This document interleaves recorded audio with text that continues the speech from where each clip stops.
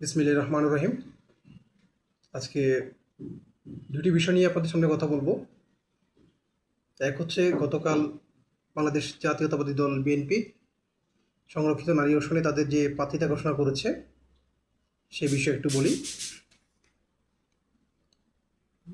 আমাদের রাষ্ট্রনায়ক তারুণ্যের অহংকার জনাব তারেক রহমান যে অভূতপূর্ব এবং দূরদৃষ্টিসম্পন্ন সিদ্ধান্ত নিয়েছেন তার জন্য প্রথমেই ওনার প্রতি কৃতজ্ঞতা এবং ধন্যবাদ জানাচ্ছি। আমাদের বাংলাদেশ জাতীয়তাবাদী ছাত্রদলের, যেহেতু আমি নিজেই ছাত্রদলের রাজনীতি থেকে উড়ে আসা কর্মী ছিলাম, আমি নিজেই চট্টগ্রাম বিশ্ববিদ্যালয় ছাত্রদলের জয়েন্ট সেক্রেটারি ছিলাম, সেই হিসাবে ছাত্রদলের প্রতি আমার ভালোবাসা, অকৃত্রিম ভালোবাসা সবসময়ই থাকবে। বাংলাদেশের রাজনীতির বিষয়ে যখনই কথা বলবো বাংলাদেশ জাতীয়তাবাদী ছাত্রদল সেই কথার মধ্যে, কথার কেন্দ্রবিন্দু হয়ে অবশ্যই ফুটে উঠবে।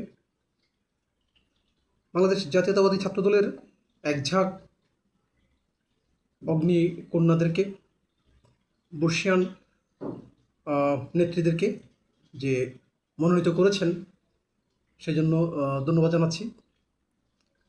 যারা মনসুরা আলম, নাদিয়া পাঠান পাপন, রোমা সহ ছাত্রদলের সদ্য সাবেক এবং অতীত নেত্রী থেকে অধিকাংশই মনোনয়ন পেয়েছেন, সেজন্য সবাইকে আবার আন্তরিক সাধুবাদ জানাচ্ছি, অভিনন্দন জানাচ্ছি। বাংলাদেশের মনোনয়ন, এই যে সংরক্ষিত নারী আসনের বিএনপির যে মনোনয়ন, সেটা নিয়ে গুপ্ত বাহিনী কিছুটা না অনেকটা গুজব রটাচ্ছে যে আওয়ামী লীগের পরিবার থেকে কাউকে মনোনয়ন দেওয়া হয়েছে। আমি মনে করি যদি কেউ প্রকাশ্যে ঘোষণা দিয়ে দল বদল করে তাহলে সেটা কখনো তার আগের রাজনৈতিক পরিচয় বহন করে না, বর্তমানটাই বহন করে। কিন্তু আমরা গুপ্ত সংগঠনের সাদিক কায়েম, এস এম ফরহাদ, শারজিস আলম, হাসনাত সহ এই সবগুলাই যে গুপ্ত সংগঠনের সন্ত্রাসীদের মতো বিগত আওয়ামী লীগের আমলে 16 বছর ধরে সন্ত্রাসী কার্যকলাপ পরিচালনা করেছে, সে বিষয়ে তাদের কোনো ভ্রুক্ষেপ নাই, লজ্জা নাই। তারা তারপরেও গর্বের সহিত নিজেদেরকে উপস্থাপন করছে। কিন্তু তাদের যে লজ্জা থাকা উচিত, ন্যূনতম লজ্জা, সে লজ্জাবোধ থাকলে তারা অন্তত জাতির সামনে কথা বলতে আসতো না। অন্তত যদি আসেও কথা বলার জন্য, তাহলেও পূর্বের সন্ত্রাসী কর্মকাণ্ডের জন্য দুঃখ প্রকাশ করে প্রকাশ্যে ক্ষমা চেয়ে তারপরে আসা উচিত ছিল। এনসিপি এবং জামাত জোট যেটা আছে, আসলে এনসিপি বলতে কিছু নাই। এনসিপি হচ্ছে জামাতের তৃতীয় টিম, 3 নম্বর বাচ্চা। জামাতের 2 নম্বর বাচ্চা হচ্ছে এবি পার্টি, 3 নম্বর বাচ্চা হচ্ছে এনসিপি। তো এনসিপি থেকে, জামাত থেকে মনোনয়ন দিয়েছে 8 জনকে। এর ভিতরে দেখা গেছে গুপ্ত সংগঠনের গুপ্ত এক মহিলা আছে, ট্রফি মমতাজ, যে কিনা নিজেকে কিছুদিন আগেও নিরপেক্ষ বলে ঘোষণা দিয়েছিল। তো নিরপেক্ষ হলে কিভাবে জামাত থেকে মনোনয়ন পায় সেটাই আমরা আসলে বুঝতে পারি না।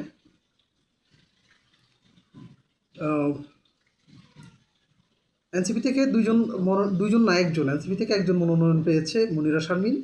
তিনি সরকারি চাকরি করতেন ব্যাংকে, এখনও অবসর নেওয়ার বা অব্যাহতি নেওয়ার 3 বছর হয়নি, যার কারণে তার প্রক্রিয়াটি অবৈধ হতে পারে।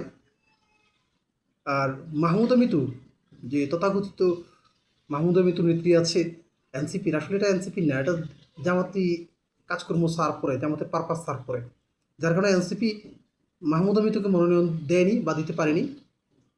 জামাত তাকে করুণার ভিক্ষা দিয়েছে, জামাতের পাওনা আসন থেকে তাকে একটা ভিক্ষা দিয়েছে, করুণা ভিক্ষা দিয়েছে। আর একটা কুলাঙ্গার রাশেদের বোন আছে, কুলাঙ্গার রাশেদের বোনকে নমিনেশন দিয়েছে। রাশেদকে আরও উৎসাহিত করার জন্য যে এই অপরাজনীতি অপসংস্কৃতির রাজনীতি চালিয়ে যাওয়ার জন্য তার বোনকে মনোনয়ন দিয়ে আরও উৎসাহিত করা হয়েছে। আরেকটা বিষয়ে কথা বলি, সেটা হচ্ছে আজকে চট্টগ্রাম সরকারি সিটি কলেজে ছাত্রদলের নেতাকর্মীদের উপর গুপ্ত সংগঠনের সশস্ত্র ক্যাডার সংগঠন সন্ত্রাসী সংগঠন শিবির হামলা চালিয়েছে। অনেক নেতাকর্মী আহত হয়েছে। আহত নেতাকর্মীদের প্রতি সহমর্মিতা জানাচ্ছি এবং প্রশাসনের কাছে জোর দাবি করছি গুপ্ত রাজাকার সংগঠনের উত্তরসূরি সন্ত্রাসী এই শিবির সংগঠনকে প্রশাসনিকভাবে যাতে হ্যান্ডেল করা হয়, কারণ উগ্র মতাদর্শের কোনো সংগঠন বাংলাদেশে আসলে থাকতে পারে না। এটা বাংলাদেশের জনগণ চায় না। রাজাকার এবং রাজাকার উত্তরসূরিরা বাংলাদেশে রাজনীতি করুক, এটা কোনো বিবেকবান মানুষ আসলে পছন্দ করছে না।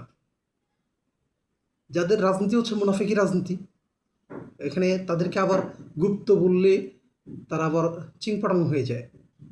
গুপ্ত মানেই মুনাফিক। গুপ্ত রাজনীতির যারা করে তারাই মুনাফিকি রাজনীতি করে।